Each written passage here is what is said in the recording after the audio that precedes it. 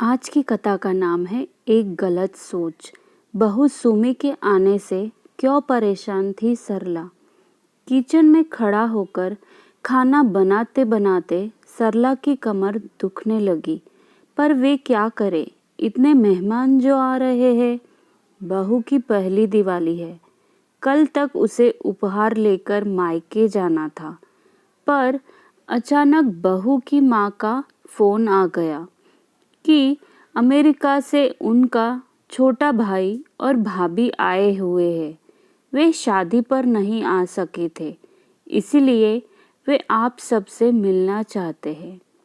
उन्हीं के साथ बहू के तीनों भाई व भाभियाँ भी अपने बच्चों के साथ आ रहे हैं।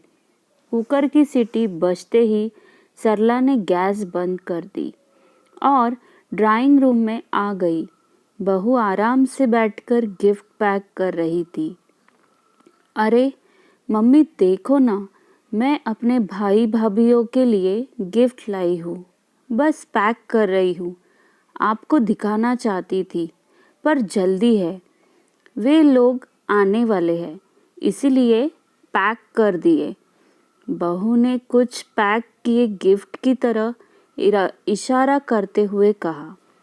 तभी सरला जी का बेटा घर में दाखिल हुआ और अपनी पत्नी से बोला, सिमी एक कप चाय बना लाओ, आज ऑफिस में काफ़ी थक गया हूँ। अरे आप देख नहीं रहे हैं कि मैं गिफ्ट पैक कर रही हूँ। माँ आप ही बना दीजिए ना चाय, मुझे अभी तैयार भी होना है। मेरी छोटी भाभी बहुत फैशनेबल है, मुझे उनकी टक्कर का तैयार होना है। इतना कहकर सिमी अपने गिफ्ट पैक करने में लग गई। शाम को सरला जी के ड्राइंग रूम में करीब 10 से 12 लोग बैठे हुए थे। उनमें बहू के तीनों भाई, उनकी बीवियां, बहू के मम्मी पापा, भाई के बच्चे और उन सब के बीच मेहमानों की तरह उनकी बहू सिम्मी बैठी थी। सरला ने इशारे से बहू को बुलाया और रसोई घर में ले जाकर कहा, सिम्मी सबके लिए चाय बना दे, तब तक मैं पकोड़े तल देती हूँ। क्या मम्मी, मायके से परिवार के सारे लोग आए हैं और आप कह रही हैं कि मैं उनके साथ न बैठकर यहाँ रसोई में काम करूँ। मैं तो कब से कह रही हूँ कि आप एक नौकर रख लो, पर आप है कि बस। अब मुझसे कुछ मत करने को कहिए। मेरे घर वाले मुझसे मिलने आए हैं। अगर मैं यहाँ किचन में लगी रहूँगी तो उनके आने का क्या फ़ायदा। इतना कहकर सिम्मी किचन से बाहर निकल गई और सरला किचन में अकेली रह गई। उन्होंने शांत रहकर काम करना ही उचित समझा। सरला जी ने जैसे तैसे चाय और पकोड़े बनाकर बाहर रख दिए और वापस रसोई में खाना गरम करने चली गई। बाहर से ठहाकों की आवाज़ें जब जब उनकी कानों में पड़ती, उनका मन जल जाता।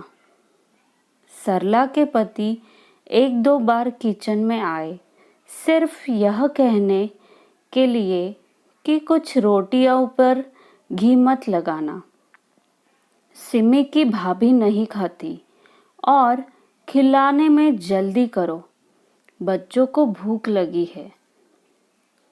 सरला जी का खून तब और जल गया जब जाते जाते सिम्मी की मम्मी ने उनसे यह कहा, क्या बहन जी, आप तो हमारे साथ ज़रा भी नहीं बैठी, कोई नाराज़गी है क्या।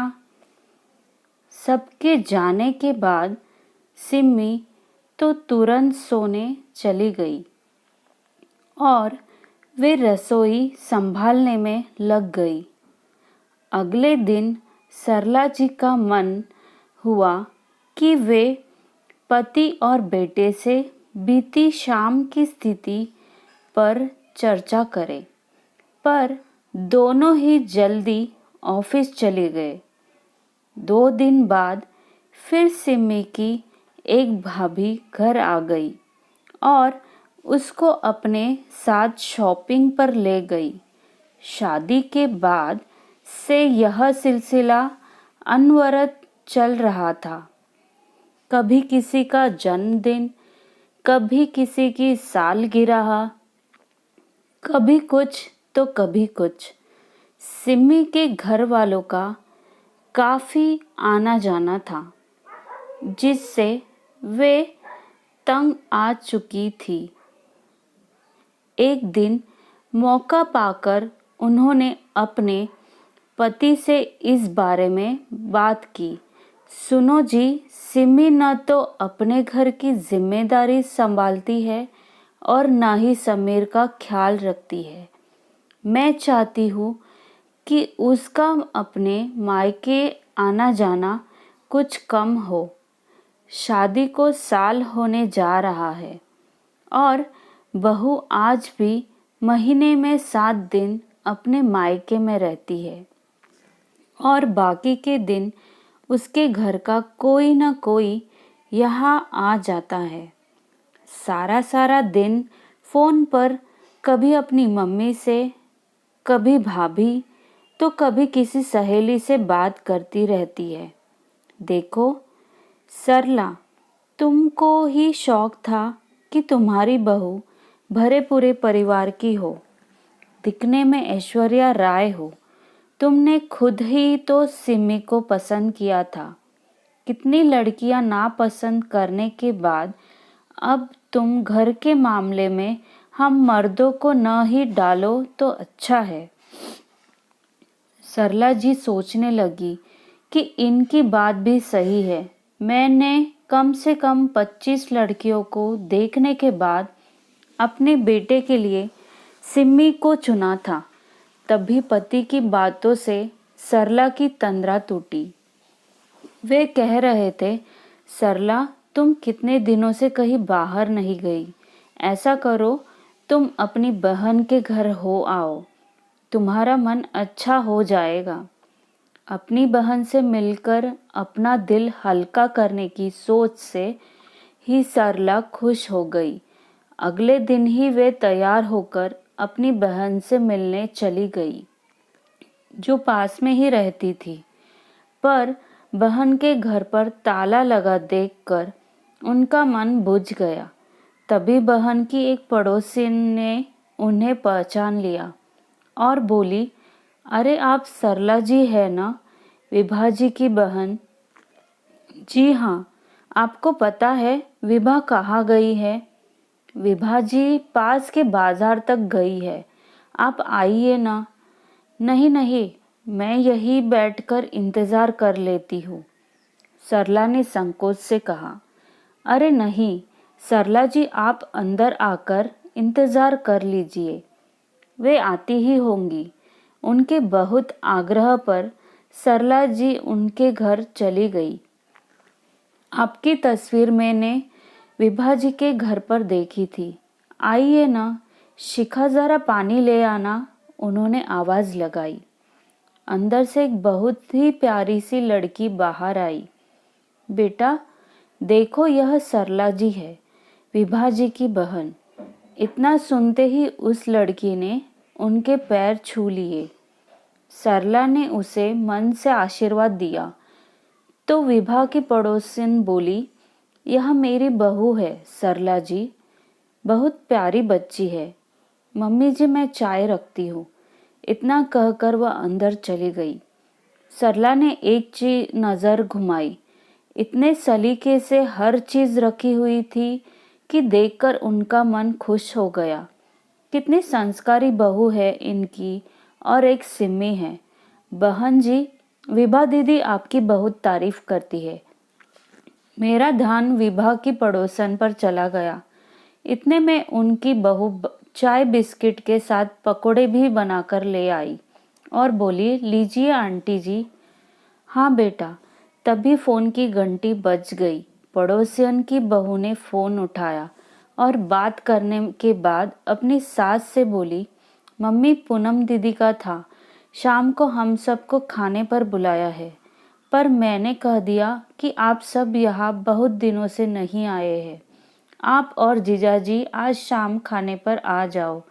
ठीक कहा ना? हाँ बेटा, बिल्कुल ठीक कहा। बहू किचन में चली गई तो विभा की पड़ोसन ने मुझसे बोली, पूनम मेरी बेटी है, शिखा और उसमें बहुत प्यार है। अच्छा है बहन जी, नहीं तो आजकल की लड़कियां बस अपने रिश्तेदारों को पूछती है। सरला ने यह कहकर अपने मन को थोड़ा सा हल्का करना चाहा। बिल्कुल ठीक कहा बहन जी, पर मेरी बहू अपने माता पिता की अकेली संतान है, एकदम सरल और समझदार। इसने यहाँ के ही रिश्तेदारों को अपना बना लिया है। अभी शादी को 5 महीने ही हुए हैं, पर पूरा घर संभाल लिया है। वे गर्व से बोली। बहुत अच्छा है बहन जी, सरला ने थोड़ा सहज होकर कहा। अकेली लड़की है तो अपने माता पिता के घर भी बहुत जाती होगी। वे अकेले जो है। नहीं जी, बहू तो शादी के बाद सिर्फ एक बार ही मायके गई है, वह भी कुछ घंटे के लिए। हम बात कर ही रहे थे कि बाहर से विभा की आवाज आई, शिखा बेटा घर की चाबी देना। विभा की आवाज सुनकर शिखा किचन से निकली और उनको अंदर ले आई। शिखा ने खाने के लिए रुकने की बहुत जिद की, पर दोनों बहनें रुकी नहीं। अगले ही पल सरला जी बहन के घर आ गई। विभा के दोनों बच्चे अमेरिका में रहते थे। वह और उसके पति अकेले ही रहते थे। दीदी, आज मेरी याद कैसे आ गई? विभा ने मेज पर सामान रखते हुए कहा। बस यूं ही। तू बता कैसी है? मैं तो ठीक हूँ दीदी, पर आपको क्या हुआ है कि कमजोर होती जा रही है? विभा ने कहा। शायद सरला की परेशानियों से उनके चेहरे पर ही झलकने लगी थी। आंटी जी, आज मैंने राजमा बनाया है। आपको राजमा बहुत पसंद है ना? आप तो खाने के लिए रुकी नहीं, इसलिए मैं ले आई और इन्हें किचन में रख रही हूँ। अचानक शिखा दरवाजे से अंदर आई, किचन में राजमा रखकर मुस्कुराते हुए चली गई। बहुत प्यारी लड़की है, सरला के मुंह से अचानक निकल गया। अरे दीदी, यह वही लड़की है जिसकी बात मैंने समीर के लिए चलाई थी। याद है ना आपको, इनके ऑफिस के एक साथी की बेटी। दीदी, आपको याद नहीं आया क्या? विभा ने सरला की याददाश्त पर जोर डालने को कहा। अरे दीदी, जिसकी फोटो भी मैंने मंगवा ली थी, पर इसका कोई भाई नहीं था, अकेली बेटी थी, इसलिए आपने फोटो तक नहीं देखी थी। विभा की बात से सरला को ध्यान आया कि विभा ने उनसे इस लड़की के बारे में कहा था, पर उन्होंने कहा था कि जिस घर में बेटा नहीं, उस घर की लड़की नहीं आएगी मेरे घर में, क्योंकि माता पिता कब तक रहेंगे, भाइयों से ही तो मायका होता है, तीज त्योहार पर भाई ही तो आता है। यही कहकर उन्होंने फोटो तक नहीं देखी थी। दीदी, इस लड़की की फोटो हमारे घर पर पड़ी थी। श्रीमती वर्मा ने देखी तो उनको लड़की पसंद आ गई और आज वह उनकी बहू है। बहुत गुणी है शिखा, अपने घर के साथ साथ हम पति पत्नियों का भी खूब ध्यान रखती है। आओ चलो दीदी, हम खाना खा लेते हैं। राजमा के स्वाद में शिखा का एक और गुण झलक रहा था। घर वापस आते समय सरला जी को अपनी गलती का एहसास हो रहा था कि लड़की के गुणों को अनदेखा कर के उन्होंने भाई न होने के दकियानुसी विचार को आधार बनाकर शिखा की फोटो तक देखना पसंद नहीं किया। इस एक चूक की सजा अब उन्हें ताउम्र भुगतनी होगी। आशा करती हूँ कि आपको आज की कथा पसंद आई होगी। अगर पसंद आई तो प्लीज़ मुझे कमेंट में लिखकर ज़रूर भेजिएगा। धन्यवाद।